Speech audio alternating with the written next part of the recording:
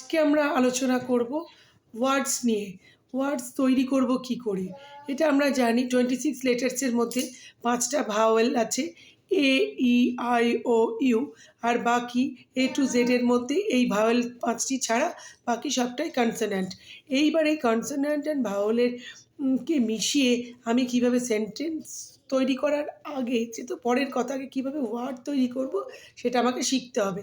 এবং যখনই আমি ওয়ার্ড তৈরি করতে শিখে যাব তখনই আমার সেন্টেন্স লেখাও কোনো ব্যাপার থাকবে না, সেটা ইজিলি ফর্ম করতে পারবে স্টুডেন্টই।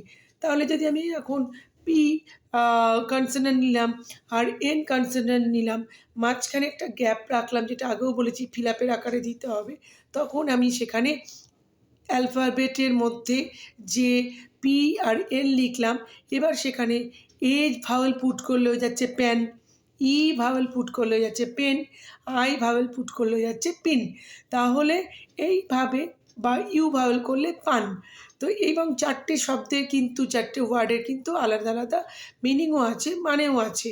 তার মানে এইভাবে যদি আমি দিতে পারি, এর আগেও আমি বলেছি C consonant C and P, এবার মাঝখানে আমি দিয়ে দিলাম গ্যাপ ফিল আপের আকারে, তখন সেখানে বাচ্চাটি এ পুট করলে হয়ে যাবে ক্যাপ, ইউ পুট করলে হয়ে যাচ্ছে কাপ।